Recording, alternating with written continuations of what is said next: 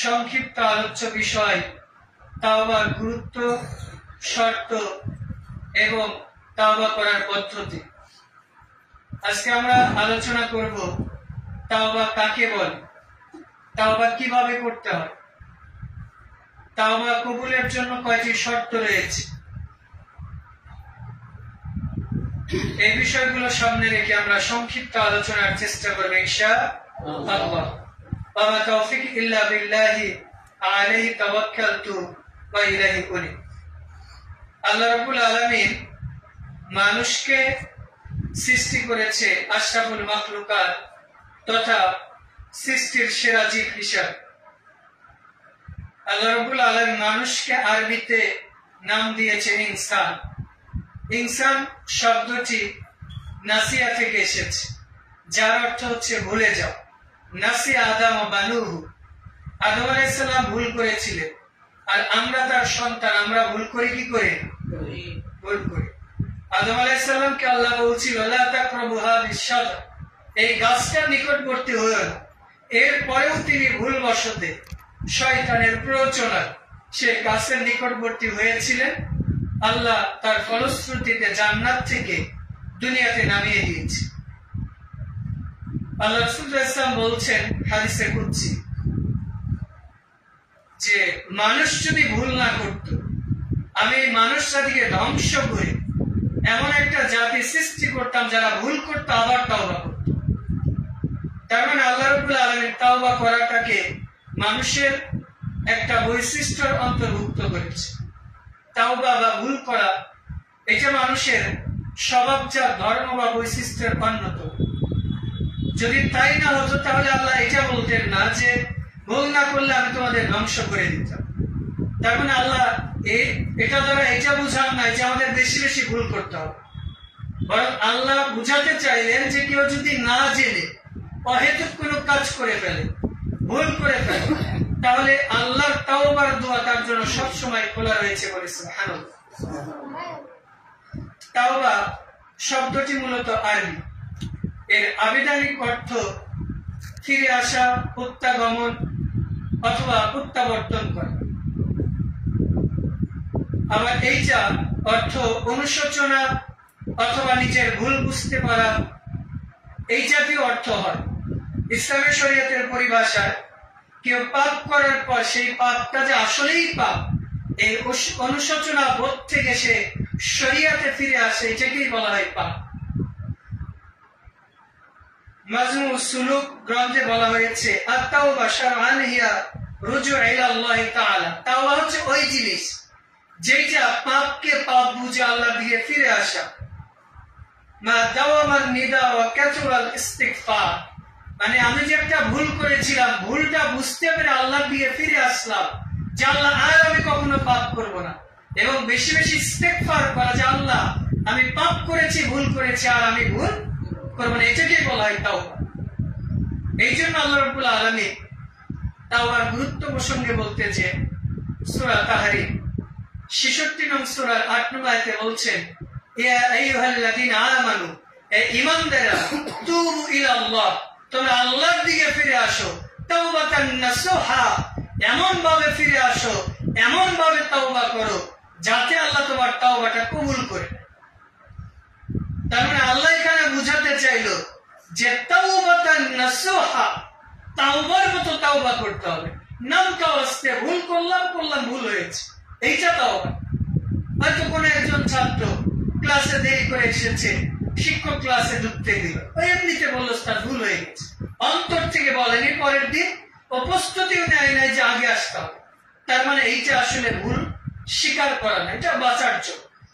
আর তাওবাতান নাসুহা অর্থ হচ্ছে আমি ভুল করেছি, আল্লাহ জীবনে যা করেছি, আজকে এখন থেকে তাওবা করছি, জীবনে আর কখনো এই পাপ আমি করবো না ইনশাআল্লাহ।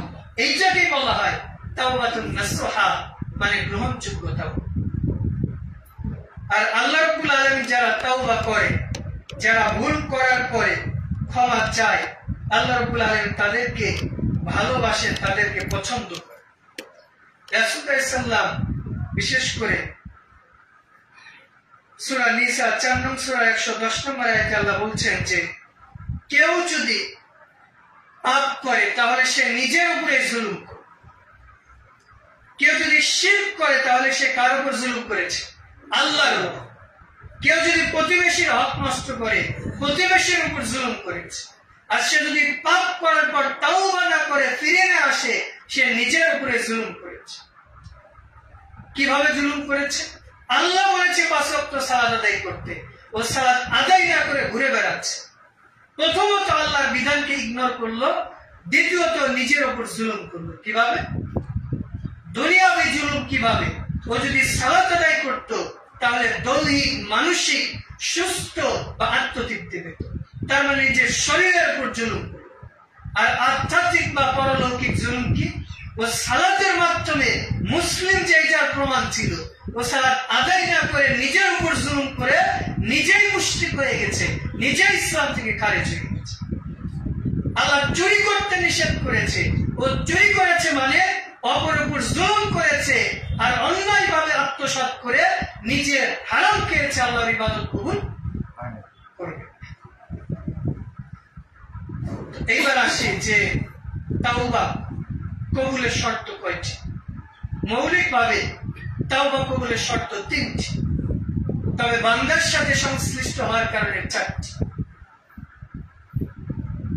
তাওবা কবুলের জন্য প্রথমত আমাদের এই নিয়ত করতে হবে, আল্লাহ আমি যা করেছি আর কখনো আমি এই কাজ করব। আমি জেনা করেছি, চুরি করেছি, মানুষের সম্পদ আত্মসাৎ করেছি, অনেক কিছু করেছি, আল্লাহ আমি নিজের উপর জুলুম করেছি, তাওবা করছি, আল্লাহ আমি আর এটা করব। মানে অনুশোচনা বোধ, পাপ থেকে ফিরে আসা। 2 নম্বর হচ্ছে ইস্তেকামাত, মানে ওই পাপ থেকে ফিরে এসে দিনের উপর অটল থাকা, যে আল্লাহ আমি পাপ আগে করেছিলাম, এটা ক্ষমা চাইলাম, এখন থেকে যতদিন বেঁচে থাকবো এই পাপ আর কখনো করব। আর 3 নম্বর হচ্ছে তার রিজিক হালাল, মানে ও যে খাদ্যটা খাচ্ছে সেই খাদ্যটা অবশ্যই হালাল হতে হবে। কেউ আবার এই 3টাকে 2 ভাগে ভাগ করেছে, বিশেষ করে আগে যে 2টা বললাম, যে তাওবা করা যে আর কখনো করব না, ভবিষ্যতেও করব না, যা করেছি মাফ চাইলাম, এই 2টাকে এক করে দিয়ে আরেকটা শর্ত দিয়েছে, সেটা হচ্ছে রিজিক হালাল হতে হবে। আরেকটা হচ্ছে তরিকায়ে রাসূলুল্লাহ, রাসূলের পদ্ধতি, রাসূলের বিধিবিধান মোতাবেক তাওবা করতে হবে। তাহলে আমরা এই কয়টা বিষয় সামনে রেখেছি। 1, তাওবা কবুলের প্রথম শর্ত তার রিজিক হালাল হতে হবে। কি হতে হবে? খাদ্য হালাল হতে হবে। 2, তরিকায়ে রাসূলুল্লাহ, রাসূলের পদ্ধতিতে তাওবা করতে হবে। 3, ও যে পাপ করেছে সেটার জন্য অনুশোচনা বোধ থাকতে হবে এবং ভবিষ্যতে করবে না, এর উপর ইস্তেকামত থাকতে হবে। এই 3টা হচ্ছে আল্লাহ এবং বান্দা সংশ্লিষ্ট। এবার আসি যে এইখানে প্রথম যেটা বললো যে রিজিক হালাল, তার মানে আপনি সালাত আদায় করলেন, সিয়াম পালন করলেন, হজ করলেন, যাকাত দিলেন, তাওবাও করেছে, কিন্তু আপনি যে খাদ্য খেয়ে তাওবা করেছেন, সালাত আদায় করেছেন, ওই খাদ্য হারাম, আল্লাহ আপনার দোয়া কবুল করবেন। রাসূল ইসলাম হাদিসের উচ্ছিতে বলছেন যে সালাসাতু, 3 শ্রেণীর ব্যক্তি যদি দোয়া করে আল্লাহ তার দোয়া কখনো ফেরত দেন না, লা শাক্কা ফীহিম, তাদের দোয়ার মধ্যে কোনো সন্দেহ নেই যে ফিরেছে, দোয়া করেছে। তার মধ্যে একজন হচ্ছে মুসাফির। মুসাফির ব্যক্তি আল্লাহর কাছে দোয়া করে বলছে, ইয়া রাব্বি ইয়া রাব্বি ইয়া রাব্বি, ওয়া মালবাসু হারামু ওয়া মাশরাবু হারামু ওয়া গুদ্দিয়া বিল হারাম। সে যে খাদ্য খেয়েছে তার খাদ্য হারাম, সে যে পানি পান করেছে হারাম টাকা দিয়ে পানি ক্রয় করেছিল, অথবা টিপল পুঁতেছে, অথবা মটন কিনেছে। ওয়া মাশরাবু হারাম ওয়া মালবাসু হারামু, তার যে পোশাক ছিল এই পোশাকটাও হারাম টাকা দিয়ে কিনেছে। আল্লাহ বলছে যে ওর খাদ্যও হারাম, পানিও হারাম, ওর পোশাকও হারাম, বাসস্থান হারাম, আমি কিভাবে তার দোয়া কবুল করতে পারি? তার মানে এই ব্যক্তির দোয়া আল্লাহ কবুল করবেন না। রাসূলুল্লাহ সাল্লাল্লাহু আলাইহি ওয়াসাল্লাম মুসলিমের হাদিসে বলছেন, লা ইয়াদখুলুল জান্নাতা জাসাদুন গুদ্দিয়া বিল হারাম, ওই দেহ কখনো জান্নাতে যাবে না যেই দেহ, যে বডি হারাম খাদ্য দ্বারা গঠিত, ওই দেহ কখনো জান্নাতে যাবে। তার মানে আমি আপনি যদি হারাম খাদ্য খাই, ওই খাবার খেয়ে এসে সালাত আদায় করি, দান সদকা করি, অথবা হজ করি, যাকাত দেই, আল্লাহ এটা কবুল করবে। ইন্নাল্লাহা তাইয়্যিব লা ইয়াকবালুল্লাহু ইল্লা তাইয়্যিবা। নিশ্চয় আল্লাহ পবিত্র, আল্লাহ পবিত্র ছাড়া অপবিত্র জিনিস কবুল করেন। সূরা বাকারা 2 নং সূরা 222 নম্বর আয়াতে আল্লাহ বলছেন, ইন্নাল্লাহা ইউহিব্বুত তাওয়াবিনা ওয়া ইউহিব্বুল মুতাত্তাহিরিন। নিশ্চয় আল্লাহ অন্তর থেকে তাওবাকারী এবং বাহ্যিক পবিত্রতা অর্জনকারীকে ভালোবাসেন। তার মানে তাওবা যদি আপনি অন্তর থেকে না করেন, পবিত্র না হয়ে করেন, খুশু না হয়ে করেন, খাদ্য যদি হালাল না হয়, বাসস্থান যদি হালাল না হয়, আল্লাহ দোয়া কুশ্চির কালো কবুল। 2 নম্বর যেটা বলা হলো তরিকা রাসূলুল্লাহ, রাসূলের পদ্ধতিতে দোয়া করতে হবে। আপনি দোয়া করলেন পীরের মাজারে, আপনার সন্তান হচ্ছে না, পীরের মাজারে যে আপনি হাত তুলে দোয়া করছেন, ছেলে মেয়ে চাচ্ছে, অথবা গণকের কাছে যে একটা তাবিজ ঝুলিয়ে মনে করেছেন এইটা আপনাকে কিছু দিতে পারে, তার মানে আপনি দোয়া করেছেন ঠিকই, কিন্তু দোয়া করেছেন ভুল পদ্ধতিতে। এই দোয়া আল্লাহ কবুল করবে। অথবা দোয়া করার যে সময়গুলো আছে, যে পদ্ধতি আছে, আপনি সেটা না করে দোয়ার ব্যাপারে তাড়াহুড়া করছেন, অথবা যেই জায়গায় দোয়া করা যাবে না সেই জায়গায় আপনি যে দোয়া করছেন, আল্লাহ এটা কবুল। এরপর 4 নম্বর যেটা দোয়া কবুলের শর্ত, সেটা হচ্ছে বান্দার হক যদি নষ্ট করা হয়, বান্দার কাছেই ক্ষমা চাইতে হবে। আপনার বোন আপনার সম্পদের অংশীদার, ভাগ পাবে, কিন্তু আপনি আপনার বোনের সম্পদ মেরে দিয়েছেন, বলেছেন যে যদি তুই সম্পদ চাইতে আসিস, আজকে থেকে তোর আর আমার কোন সম্পর্ক। অনেক ভাই বোন এরকম বলে না যে তোর সম্পত্তি তুই নিয়ে যা, ভালো কথা, কিন্তু আজকের পর থেকে আমাকে আর ভাই বোন সম্পর্ক পরিচয় দিতে পারবে। আবার অনেকে আছে হয়তো ছোট্ট ছেলে মেয়ে, যেটা 8 জন 10 জন বা 5 জন ছেলে মেয়ের মধ্যে সবচেয়ে যেটা ছোট, এটাকে বেশি জমি জমা, অথবা মনে করে যে আমার এই ছেলেটা আমাকে অনেক ভালোবাসে, অতএব ওকে 5 কাঠা জমি আমি বেশি দিয়ে দিই। কি জন্য? যে কেউ তো আমাকে দেখে না বা দেখবে না, আমার এই ছেলেটাই দেখবে, এই মেয়েটাই দেখবে, অতএব তাকে আমি 5 কাঠা বা 2 কাঠা জমি বেশি দিয়ে দিলাম। এটা জায়েজ নয়, সম্পূর্ণ হারাম। প্রত্যেক ছেলে মেয়ের উপর ফরজ তার মাতা পিতার দেখভাল করা। যদি দেখভাল না করে আল্লাহর কাছে তার করায় দাঁড়াতে হবে। কিন্তু আপনি যদি আপনার কোন ছেলে মেয়েকে সামান্য সম্পদ বেশি দিয়ে দেন, নওমান ইবনে বাশির তার একটা ছেলেকে সুন্দর একটা জিনিস দিয়েছে, সম্ভবত একটা ঘোড়া অথবা দামি একটা পোশাক, অন্য ছেলে মেয়েকে দেয়, তো রাসূল ইসলাম বলছেন যে তুমি যে এই ঘোড়াটা, এই বাহনটা ওকে দিয়েছো, অন্য ছেলে মেয়েকেও কি দিয়েছো? তখন বলছে না, রাসূল আমাকে বেশি ভালোবাসে এই জন্য দিয়েছে। তখন রাসূল বলছেন তুমি সবাইকে সমান দাও অথবা উল্টা ফিরিয়ে দাও। ছেলে মেয়ে হয়তো একটা ছেলে স্কুলে পড়ে, কলেজে পড়ে, খরচ আদি কম বেশি সেটা আপনি দিতে পারেন প্রয়োজন মাফিক, কারো 10 টাকা লাগে, কারো 20 টাকা, সেটা কিন্তু আপনি জমি জমা ভাগ করতে যে, অথবা মিরাজ সূত্রে 5টা গরু আছে, বড় গরুটা ছোট ছেলেকে দিলে, অথবা সবচেয়ে দামি জমিটা বড় ছেলেকে দিলে, আর কম দামি যেটা এইটা আপনি মাদ্রাসার ছেলেকে দিয়ে দিলেন, এই যে পক্ষপাতিত্ব করেছেন, রাসূল ইসলাম বলছেন এরা জান্নাতে যেতে পারবে। আপনি যদি বান্দার হক নষ্ট করেন, তাহলে কি করতে হবে? ওই বান্দার কাছেই ক্ষমা চাইতে হবে। আপনি শিরক করেছেন, রাসূল ইসলাম বলছেন যে আল্লাহ কোনো ক্ষমা করবেন না, আল্লাহ ওই ব্যক্তিকে জান্নাত দিবেন না, না ইশরিক বিল্লাহ, যে আল্লাহর সাথে শিরক করবে, ফাকাদ হারামাল্লাহু আলাইহিল জান্নাহ, সূরা মাইদার 72 নম্বর আয়াত, আল্লাহ তার উপর জান্নাতকে হারাম করেছে। শিরক করেছে, মরার আগে তাওবা করলে আল্লাহ ক্ষমা করবে। বিদআত করেছে, মরার আগে তাওবা করলে আল্লাহ ক্ষমা করবে। দুনিয়াতে যত পাপ আছে সব পাপ করেছে, তাওবা করেন, মরে যাওয়ার আগে আল্লাহ পাপ ক্ষমা করবে। কিন্তু আপনি বান্দার হক নষ্ট করেছেন, আপনার বোনের সম্পদ মেরে দিয়েছে, প্রতিবেশীর জমি মেরে দিয়েছে, অথবা রিক্সা চালকের ভাড়া ছিল 20 টাকা 10 টাকা দিয়েছে, অথবা গরিব দুস্থ মানুষকে চর থাপ্পড় মেরেছে, অথবা আপনি এলাকার মেম্বার চেয়ারম্যান ছিলেন, রিলিফের মান মেরে দিয়েছেন, তার মানে মানুষের হক নষ্ট করেছেন। কিয়ামত পর্যন্ত আল্লাহ আপনাকে ক্ষমা করবে। আল্লাহ বলছেন আমি হচ্ছে রহমান, আমি হচ্ছি দয়াশীল, মালিকুল আমলাক, কিয়ামতের মাঠে আমি কারোর প্রতি যারা পরিমাণ জুলুম করব। আল্লাহ যদি বান্দার হক নষ্টকারী ব্যক্তিকে ক্ষমা করে, তাহলে আল্লাহ কিয়ামতের মাঠে জালেম। আপনার আমার কি মনে হয় যে আল্লাহ জালেম হবে? তার মানে আপনি যদি আপনার বোনের হক, ভাইয়ের হক, কারো হক নষ্ট করেন, আল্লাহ ওইটা কিয়ামতের আগ পর্যন্ত ক্ষমা করবেন। সহিহ মুসলিমের হাদিস, রাসূলুল্লাহ সাল্লাল্লাহু আলাইহি ওয়াসাল্লাম বলছেন, আতাদরুনা আনিল মুফলিস, তোমরা কি জানো পৃথিবীতে সবচেয়ে হতভাগা, দুর্ভাগা, নিঃস্ব, মিসকিন, সর্বহারাকে? সাহাবীরা বলছে, লাইসা লি দিনার ওয়ালা দিরহাম, যার দিনার দিরহাম নেই, টাকা পয়সা নেই, ক্ষমতা দাপট নেই, সেই তো সবচেয়ে মিসকিন, সবচেয়ে হতভাগা।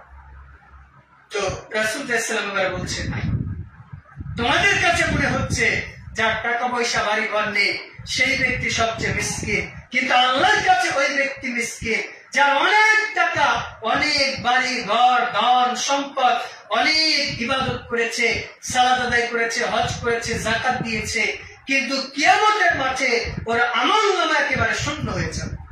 কিভাবে? ওর বোনের সম্পদ আত্মসাৎ করেছিল, ওর নেকি থেকে বোনকে দিয়ে, প্রতিবেশীর হক নষ্ট করেছিল, ওর নেকি থেকে প্রতিবেশীকে দিয়ে, দিতে দিতে হজ, যাকাত সব নেকি যখন শেষ হয়ে যায়, এইবার কিছু লোক এসে বলবে, আল্লাহ এখনো তো আমরা বাকি আছি, আমরা কি হবে, আমাদের কি হবে? তখন আল্লাহ বলবে যে ঠিক আছে, তোমার যে পাপগুলো আছে ওই পাপগুলো এই ব্যক্তিকে দিয়ে।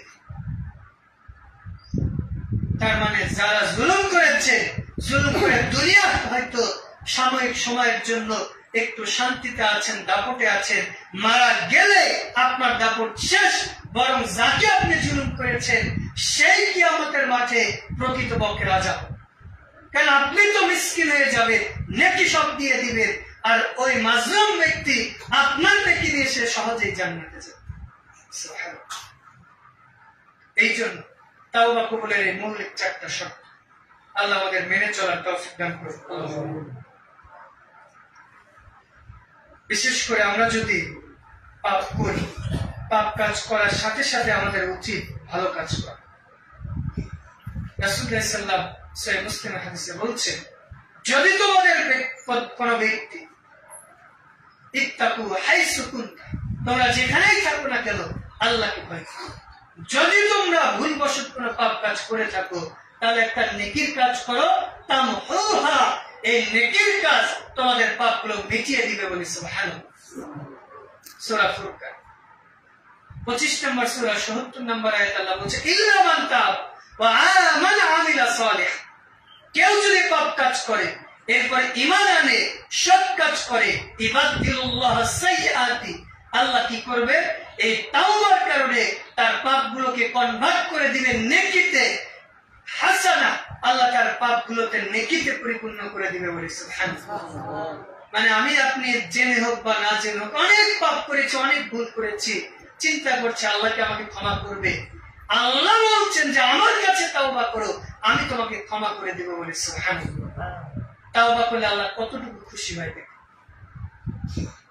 সহিহ মুসলিমের হাদিস, রাসূলুল্লাহ সাল্লাল্লাহু আলাইহি ওয়াসাল্লাম বলছেন যে কোন একজন মুসাফির ব্যক্তি রাস্তায় বের হয়েছে, তার বাহন হিসাবে একটা উট বা ঘোড়া নিচ্ছে, তো উটের মধ্যে তার 8 দিন 10 দিন মরুভূমিতে চলবে, ছায়া নিবারণের কোন জায়গা নাই, খাওয়ার কিছু নাই, পানিও নাই, নিয়েছে 1 সপ্তাহ যাতে খেতে পারে। তো আজ থেকে 1450 বছর আগে আপনাকে ফিরিয়ে নিয়ে যাচ্ছে, মরুভূমির মধ্যে কোনো মানুষ নেই, কোনো কিচ্ছু নেই, খাওয়ার জন্য নিয়ে গেছে, 7 দিন 10 দিনের সফরের প্রস্তুতি নিয়েছে। হঠাৎ করে ক্লান্ত হয়ে গিয়েছে, যাওয়ার পরে ঘুমিয়ে গেছে। ঘুমিয়ে যাওয়ার পর সে উঠে দেখছে যে তার যে বাহনটা ছিল সে বাহনটা হারিয়ে গেছে। চিন্তা করে, মানে এমন এক জায়গায় আছে এইখান থেকে সে তার গন্তব্যে পৌঁছাতে পারবে না। হয়তো গন্তব্যে পৌঁছাতে 3 দিন 4 দিন লাগবে, আর না খেয়ে 3 দিন সফর করা সম্ভব। আবার পেছনে যা ফিরে আসবে এখানেও আসলে হয়তো 3 দিন 4 দিন লাগবে, মানে সামনেও মরণ, পিছনেও। তো এই লোক এইবার জীবনের আশা ছেড়ে দিয়েছে, দেওয়ার পরে ঘুমিয়ে গেছে।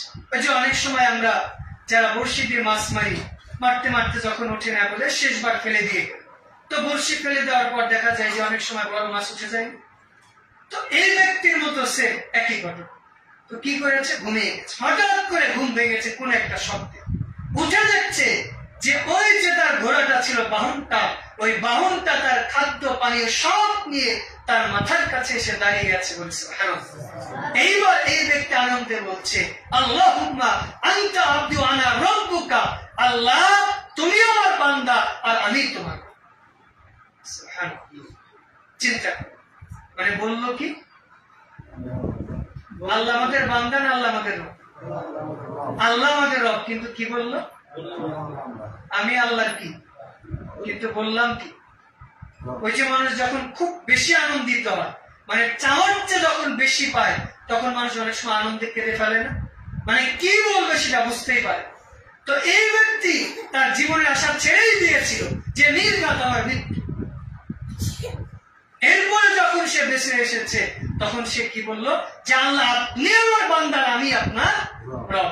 রাসূল ইসলাম বলছেন যে এই লোক যত আনন্দিত হয়েছে, কোন বান্দা যখন গুনাহ করে আল্লাহর কাছে তাওবা করে, আল্লাহ এর চেয়ে 1000 গুণ বেশি খুশি হয়। বলে সুবহানাল্লাহ। আল্লাহ সূরা মুমিনুনের 60 নম্বর আয়াতে বলছেন, উদউনি আস্তাজিব লাকুম, তোমরা আমাকে ডাকো আমি তোমাদের ডাকে সাড়া দেব। রাসূল ইসলাম সহিহ মুসলিম হাদিসে বলছেন, সহিহ বুখারীর 1145 নম্বর হাদিস, আনজিল রাব্বুনা তাবারাক ওয়া তাআলা কুল্লা লাইলাতিন ইলা সামাঈদ দুনিয়া, আল্লাহ প্রত্যেক দিন রাতের 1/3 দুনিয়ার আসমানে নেমে আসে। কয় তৃতীয়াংশে? তার মানে আল্লাহ রাতটাকে কয় ভাগে ভাগ করে? 3 ভাগ। প্রথম অংশ, মধ্য অংশ এবং শেষ প্রহর। তো আল্লাহ কখন নেমে আসে? শেষ। নেমে আসার পরে আল্লাহ বলে, মা ইয়াস্তাগফিরুনি ফাআগফির লাহু, মা ইয়াসআলুনি ফাউতিয়া লাহু। কে আছো আমার কাছে ক্ষমা চাইবে, আমি আল্লাহ ক্ষমা করব। কে আছো মা ইয়াদউনি ফাউতিয়া লাহু, আমার কাছে দোয়া করবে আমি তাকে তা দিয়ে দিব। কে আছো আমার কাছে কিছু চাইবে, আমি আল্লাহ তাকে দিয়ে দিব। বলে সুবহানাল্লাহ। দেখেন আল্লাহ আমাদের তাওবা কবুল করার জন্য দুনিয়ার আসমানে নেমে আসে। আল্লাহ বলেন নাই যে আমার কাছে চাইতে হলে কোনো মাধ্যম নয়, কোন পীর লাগবে, কোন ওলিয়া উলিয়া লাগবে, কোন বুজুর্গ লাগবে, কোন ভাইয়া লাগবে, কোন মাধ্যম আল্লাহর কাছে যেতে লাগে। আল্লাহ বলেছেন, আল্লাহ রাসূল সহিহ মুসলিমের হাদিসে বলছেন যে ইয়াবসিতু ইয়াদাহু লাইলি লিয়াতুবা মুসিয়ান নাহার, আল্লাহ রাব্বুল আলামিন দিনের বেলা তার হাতটাকে প্রশস্ত করে বলে, কে আছো সারা রাত পাপ করেছো, আমার কাছে ক্ষমা চাও আমি তোমাকে ক্ষমা করে দিব। লিয়াতুবা নাহার, এরপর আল্লাহ রাব্বুল আলামিন তার হাতটাকে দিনের বেলা প্রশস্ত করে, রাতের বেলা প্রশস্ত করে, সারা দিন যারা পাপ করেছে আল্লাহ তাদের ক্ষমা করে দেয়। বলে সুবহানাল্লাহ। তার মানে আল্লাহর ক্ষমার দরজা কি কোন সময় বন্ধ থাকে? বিশেষ করে সকাল সন্ধ্যায় আল্লাহ দোয়া বেশি কবুল করে। বিশেষ করে আল্লাহ রাতের শেষ প্রহরে, দুনিয়ার একেবারে শেষের একবারে দুনিয়ার আসমানে চলে আসে। তার মানে আপনি মনে করছেন যে আমি পাপ করলাম সকালে, রাতের বেলা আল্লাহর কাছে তাওবা করে নেব, অথবা আপনি রাতের বেলা পাপ করছেন, চিন্তা করছেন যে আগামীকালকে তো জুমার দিন, আজকে আমার গার্লফ্রেন্ড আছে, বয়ফ্রেন্ড আছে, জিএফ ডিএফ আছে, তার সাথে একটু ভিডিও কলে কথা বলি, কাল জুমার দিন, কালকে তাওবা করে নেব। অথচ রাসূল ইসলাম বলছে আল্লাহ দুনিয়ার সব মানুষকে ক্ষমা করে, এক শ্রেণীর মানুষকে আল্লাহ ক্ষমা করে। কোন ব্যক্তি? যখন আল্লাহ দুনিয়ার আসমানে নেমে আসে, ওই সময় কোন যুবক যুবতী, তরুণ তরুণী যখন হারাম রিলেশনে লিপ্ত হয়, হারাম কথায় লিপ্ত হয়, জিনা ব্যভিচারে লিপ্ত হয়, আল্লাহ ওই ব্যক্তিকে ক্ষমা করেন। তাওবা করার অন্যতম একটা মাধ্যম হচ্ছে, বিশেষ করে জুমার দিন বেশি বেশি তাওবা ইস্তেগফার করা। তাওবা করার অন্যতম মাধ্যম হচ্ছে আযান এবং ইকামতের মধ্যে বেশি বেশি দোয়া করা। রাসূল ইসলাম বলছে যে আল্লাহ রাব্বুল আলামিন বাইনাল আযান ওয়াল ইকাম, আযান এবং ইকামতের মাঝে তো আল্লাহ ফেরত দেন। রাসূল ইসলাম বলছেন যে কোন মাতা-পিতা যখন সন্তানের জন্য দোয়া করে, আল্লাহ তাকে ওই দোয়া ফেরত দেন। মানে 3 শ্রেণীর ব্যক্তির দোয়া আল্লাহ কখনো ফেরত দেন। তার মধ্যে অন্যতম কোন মাতা-পিতা যদি তার সন্তানের জন্য দোয়া করে, সেটা আল্লাহ ফেরত দেন।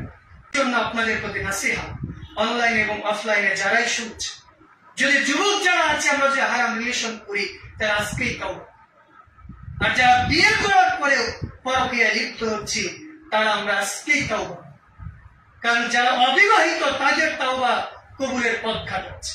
কিন্তু আপনি যদি মারা যান অথবা পরকীয়া করেছেন, রাসূলের ভাষা অনুযায়ী আপনার বাঁচার কোন পথ ঘাট, দুনিয়াতে আপনার শাস্তি বুক পর্যন্ত পুঁতে মেরে মেরে মেরে ফেলতে, তার মানে দুনিয়াতে বাঁচার কোন পথ ঘাটছে। এই জন্য আমরা আল্লাহর কাছে বেশি বেশি তাওবা করব। সূরা জুমার 53 নম্বর আয়াতে আল্লাহ বলছেন যে যারা তাওবা করে আল্লাহ রাব্বুল আলামিন তাদেরকে রহম বর্ষণ করেন। মানে কেউ পাপ করেছে, পাপ করার পরে বুঝতে পেরে তাওবা করেছে, আল্লাহ রাব্বুল আলামিন তার প্রতি রহম বর্ষণ করেন। এরপর যদি আমরা তাওবা করি তাহলে আল্লাহ রাব্বুল আলামিন আমাদের উপর খুশি হন। সূরা মুসলিমের 2740 নম্বর হাদিস, আল্লাহু আশাদ্দা ফারহান, আল্লাহ সবচেয়ে বেশি খুশি হয় বিতাওবাত আব্দুল মুমিন, কোন মুমিন বান্দা যখন ভুল করার পর তাওবা করে আল্লাহ তখন সবচেয়ে বেশি খুশি হয়, বলে সুবহানাল্লাহ। রাসূলুল্লাহ সাল্লাল্লাহু আলাইহি মুসলিমের হাদিসে বলছেন কুল্লু বানি আদম খাত্তা, তিরমিজি 2499 নম্বর হাদিস, কুল্লু বানি আদম খাত্তা, প্রত্যেক আদম সন্তানই ভুলকারী, ওয়া খায়রুল খাত্তাইনা তাওয়াবিন, সর্বোত্তম ভুলকারী ওই ব্যক্তি যে ব্যক্তি ভুল করার পর তাওবা করে অনুশোচনা বোধ থাকে, ফিরে আসে, এই ব্যক্তিকে আল্লাহ রাব্বুল আলামিন সবচেয়ে বেশি ভালোবাসেন এবং রহম বর্ষণ করেন। এমনকি যারা তাওবা করে আল্লাহ রাব্বুল আলামিন তাদেরকে ভালোবাসেন, যেটা সূরা বাকারা 222 নম্বর আয়াতে আল্লাহ বলে দিচ্ছে। যখন কোন ব্যক্তি তাওবা করে তখন আল্লাহ রাব্বুল আলামিন ওই ব্যক্তিকে একেবারে মাসুম, নিষ্পাপ করে। ইবনে মাজাহ 4250 নম্বর হাদিস, রাসূলুল্লাহ সাল্লাল্লাহু আলাইহি ওয়াসাল্লাম বলছেন আত-তাইয়িবু মিনাল যামবি কামাসালিন লা যামবু লাহু, কোন ব্যক্তি যদি পাপ কাজ করে করার পর তাওবা করে আল্লাহ রাব্বুল আলামিন ওই ব্যক্তিকে এইভাবে পরিশুদ্ধ করে মনে হয় যে এই ব্যক্তি মনে হয় কোনো পাপই করে নাই, কোনো গুনাহই করে। আমরা অনেক সময় হতাশ হয়ে যাই পাপ কাজ করার পর, যে আমি এত পাপ করলাম, আল্লাহ কি আমাকে ক্ষমা করবে? আমার 20 বছর 30 বছর বয়স, আমি সারা জীবন পাপ করেছি, আল্লাহ তো হয়তো আমাকে কখনোই ক্ষমা করবে। আমরা অনেক সময় হতাশ হয়ে যাই যে আল্লাহ হয়তো আমাদের কখনোই ক্ষমা করবে। অথচ সহিহ বুখারীর 3470 নম্বর হাদিস, ওই যে বনী ইসরাইল একজন ব্যক্তি 99 জনকে হত্যা করার পর ওর মধ্যে অনুশোচনা বোধ এসেছে যে আমি কিভাবে তাওবা করতে পারি, কিভাবে ক্ষমা পেতে পারি।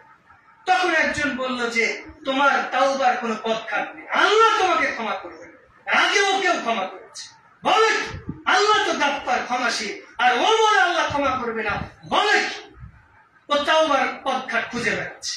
100 জনকে ক্ষমা করার পরে একজন বলছে যে এই গ্রাম থেকে ওই গ্রাম আছে। হয়তো কেউ বলল যে ওই দুরাইল থেকে এই শম্ভুকে মাদ্রাসায় আসো, তাহলে তুমি গেলে ক্ষমা পাও। তো হঠাৎ করে ব্রিজটা পার হতে না হতে মারা। এইবার জান কবজ করার পর ফেরেশতা, জান্নাত এবং জাহান্নাম উভয় ফেরেশতা এসেছে। জান্নাতের ফেরেশতা বলছে ও ভালো রাস্তায় চলেছে, অতএব ওরা কামড়া নিয়েছে। আর জাহান্নামের ফেরেশতা বলছে সারা জীবন পাপ করেছে, অতএব ওর জান আমরাই নিয়েছে। তা আল্লাহ কি করলেন? ভালো গ্রামটাকে একটু সামনের দিকে নিয়ে আসে। মেপে দেখা গেল এই ব্যক্তি ভালো গ্রামের দিকে 1 বিঘত পরিমাণ হেঁটে চলে গেছে, এই জন্য আল্লাহ তাকে ক্ষমা করে জান্নাত দিয়ে দিলেন। দেখেন, এই লোককে আবেদ হয়ে গেছে, ক্ষমা চেয়ে, মানে অনেক নেকির কাজ করেছে, হয় নাই কি, মানে তাওবার রাস্তায় চলেছে, এই জন্য আল্লাহ ক্ষমা করে দিল বলে সুবহানাল্লাহ। সহিহ মুসলিমের হাদিস, বনী ইসরাইল একজন লোক জীবনে কোনোদিন ভালো কাজ করে, তবে আশা ছিল আল্লাহকে ক্ষমা করবে। মারা যাওয়ার আগে ওর ছেলে মেয়েকে ডেকে বলছে যে আমি তোমাদের কাছে পিতা হিসাবে কেমন ছিল? খুব ভালো। তো বলছে যে আমি দুনিয়াতে তোমাদের কাছে ভালো ছিলাম, কিন্তু আল্লাহর কাছে মোটেও ভালো ছিলাম। আল্লাহ যদি আমাকে ধরতে পারে এমন শাস্তি দিবে, দুনিয়ার আর কাউকে এরকম শাস্তি দিবে। তো আমি মারা গেলে কি করবা? পুড়িয়ে ছাই বাতাসে উড়িয়ে দিবা আর পানিতে ভাসিয়ে দিবা, তাহলে আল্লাহ ধরতে পারবে। কি আল্লাহ ধরতে পারবে না? আল্লাহ যখন কিয়ামতের মাঠে ডাক দিবে, ছাইগুলো উড়ে মানুষ হয়ে যাবে। এইবার এই লোকটা আল্লাহর সামনে দাঁড়ানোর পরে বলবে যে, মানে ভয়ে কাঁপতে কাঁপতে দাঁড়িয়েছে। তা আল্লাহ বলবে, আল্লাহ মুচকে হাসবে, হাসার পরে বলবে কি ব্যাপার, তুমি কেন এই কাজটা করেছি? তখন বলল, আল্লাহ আমি আপনার ভয়েই করেছিলাম, আমার আশা ছিল যে এইভাবে যদি ছাই হয়ে যায় আপনি ধরতে পারবেন, আপনার মধ্যে ঈমান ছিল, তাওবা করেছিলাম, এরপরেও আমার আশা ছিল না যে আপনি আমাকে মাফ করবেন, আমার মতো পাপী বান্দাকে মাফ করবেন, এই জন্য এটা করেছিলাম। আল্লাহ আমার তো কোনো লাভ হলো না, ধরাই পড়ে গেল।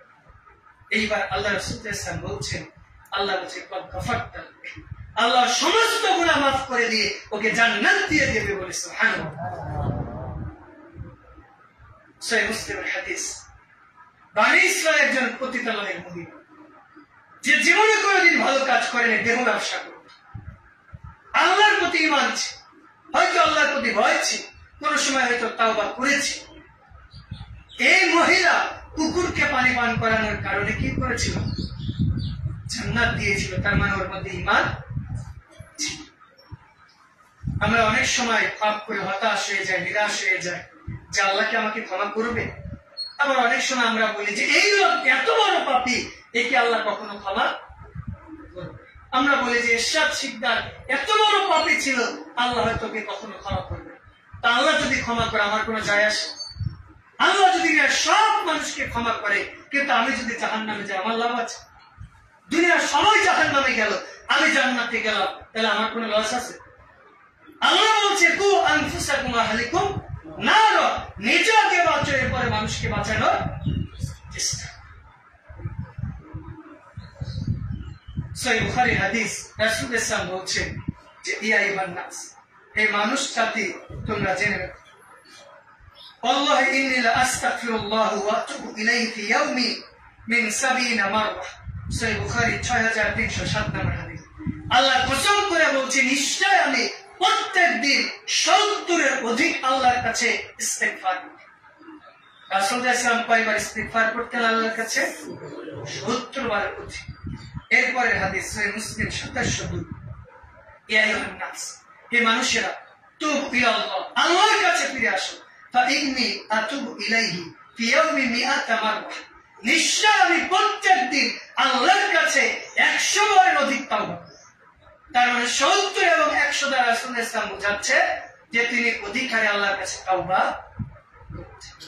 আমরা তো অনেকে আছি যে দিনে হয়তো সপ্তাহ, মাস, বছর চলে যায়, 70 তো দূরের কথা 7 বার হয়তো তাওবা করে আছে না অনেকে। অথচ রাসূল ইসলামের কোনো পাপ ছিল? মানে তার তাওবা যদি না করতেন এতে আল্লাহ জাহান্নাম দিয়ে দিত? সাহাবীরা বলছেন, আল্লাহ রাসূল আপনি এত তাওবা করার কি প্রয়োজন? আপনার তো কোনো পাপ নেই, তাওবা করলে আমরা করব। তখন রাসূল ইসলাম বলছেন যে তোমরা কি চাও যে আমি আল্লাহর রহমত আমার উপর সংকুচিত হোক, মানে আমি আল্লাহর রহমত কম পাই? তার মানে রাসূল ইসলাম বুঝাতে চাইলেন যে নবী রাসূলদের কোনো পাপ ছিল না, এরপর তারা বেশি তাওবা ইস্তেগফার করতেন এই জন্য যেটা আল্লাহ তাদের প্রতি বেশি রহম বর্ষণ। এছাড়া আল্লাহ বলছেন ওয়াতুবু ইলাল্লাহি জামিয়া, তোমরা সবাই ঐক্যবদ্ধভাবে এসে আল্লাহর কাছে তাওবা। খুতবার শেষ পর্যায়ে চলে এসেছে, আমাদের আল্লাহর কাছে বেশি বেশি তাওবা ইস্তেগফার করতে হবে। এইবার আমরা কিভাবে আল্লাহর কাছে তাওবা করব? বিশেষ করে আমরা অনেক সময়, একটু আগে যে কথাটা বললাম যে কাউকে আমরা বলবো না যে আল্লাহ ওকে ক্ষমা করবে। রাসূল সাল্লাল্লাহু আলাইহি বলছে কেউ যদি বলে যে অমুক ব্যক্তিকে আল্লাহ ক্ষমা করবে, আল্লাহ এবার বলে আল্লাহ ওকে ক্ষমা করে তোমাকে আমি ক্ষমা করব। তার মানে যত বড়ই পাপী হোক এটা বলা, একেবারে যারা মুশরিক, যারা মারা গেছে, শিরক আকবার করেছে, তাদের ব্যাপারে শরীয়তের বিধি মোতাবেক বলা যেতে। কিন্তু দুনিয়াতে একজন কেউ চুরি করেছে, ডাকাতি করেছে, অথবা আপনি ফ্যাসিস্ট শেখ হাসিনাকে আপনি বলছেন যে সে জাহান্নামে গেছে, এটা আপনি বলতে পারবেন। আল্লাহ চাইলে হয়তো তাকে ক্ষমা করতে পারেন, আপনি তার জন্য ক্ষমা চাইতে পারেন, তার জন্য হেদায়েত করতে পারেন। আপনি নরেন্দ্র মোদী অথবা ট্রাম্প জাহান্নামে ইচ্ছা বলতে পারেন, হেদায়েতের দোয়া করতে পারেন। এরপরে যদি হেদায়েত না হয় তার ধ্বংসের দোয়া করেন। আপনি দোয়া করেন যে আল্লাহ তাকে আবু বকর, ওমর, উসমানের মতো ট্রাম্পকে ইসলামের খাদেম বানিয়ে। কি আমরা দোয়া করতে পারি না? কি আল্লাহ চাইলে হয় না? 20 শতাব্দী আমেরিকার একজন বাদশা বা রাজা, প্রেসিডেন্ট ছিল, যার নাম হচ্ছে বুশ, যাকে বলা হতো জীবন্ত ফেরাও। সে ডব্লিউ বুশের নিয়ে ইসলাম গ্রহণ করেছেন। তার মানে এরকম একজন মানুষ যার ভয়ে মুসলিমরা পালিয়ে পালিয়ে থাকে, এত জুলুম অত্যাচার করেছে, তার ভয়ে আল্লাহ একজন মেয়ে দিল, যেটা ইসলাম গ্রহণ করার পরে নিজে কান্না করে দিয়েছে কালেমা পড়তে। সুবহানাল্লাহ। এই জন্য আমাদের মন মানসিকতা বড় রাখতে, বড় বলতে তাদের জন্য প্রথম তাওবার দোয়া করব, হেদায়েতের দোয়া না হলে ধ্বংসের দোয়া। আল্লাহ রাব্বুল আলামিন আমাদের বেশি বেশি তাওবা ইস্তিগফার করার তৌফিক দান করুন। তাওবা আমরা কিভাবে করব? বিশেষ করে সাইয়্যিদুল ইস্তিগফার, আল্লাহুম্মা আনতা রাব্বি লা ইলাহা ইল্লা আনতা, এটা বলা হয় সমস্ত দুয়ার সর্দার। এটা আমরা প্রত্যেক ফরজ সালাত পর আয়াতুল কুরসি পড়লে মারা গেলে জান্নাত। এরপরে আস্তাগফিরুল্লাহাল্লাযী লা ইলাহা ইল্লা হুয়াল হাইয়ুল কাইয়্যুম ওয়া তুবু ইলাইহি, এই দোয়া যদি বলি, রাসূল ইসলাম বলছেন যে কেউ যদি যুদ্ধের মাঠ থেকে পলায়ন করে, আল্লাহ এরপরে তাকে ক্ষমা করে দেয় বলে। সুবহানাল্লাহ। এরপর আস্তাগফিরুল্লাহাল্লাযী ওয়া তুবু ইলাইহি, বিশেষ করে দোয়া ইউনুস, এই দোয়াগুলো আর যদি আমরা সংক্ষেপে বলতে চাই তাহলে আস্তাগফিরুল্লাহ, বাস এটা আমরা বলতে। আর আরবি যদি নাও বলতে পারি, আল্লাহকে বলবো আল্লাহ থেকে ক্ষমা। আপনি যখনই পাপ করবেন তখনই ক্ষমা চান। পাপ করেছেন সঙ্গে সঙ্গে নেকির কাজ করে, আল্লাহ আপনাকে ক্ষমা করবেন, তা করবে, পাপগুলো নেকিতে পরিপূর্ণ করে দিবে। সুবহানাল্লাহ। এই জন্য আমরা বেশি বেশি তাওবা করবো, নাকি পাপ আরো করতে থাকবো, নাকি বুড়ো বয়সে যে আমরা তাওবা করবো? আমরা বেশি বেশি তাওবা করবো ইনশাআল্লাহ। আল্লাহ রাব্বুল আলামিন আমাদেরকে বেশি বেশি তাওবা ইস্তিগফার করার মাধ্যমে পাপগুলো মাফ করুক এবং দুনিয়া এবং আখিরাতে সম্মানিত করুক। আল্লাহুম্মা আমিন।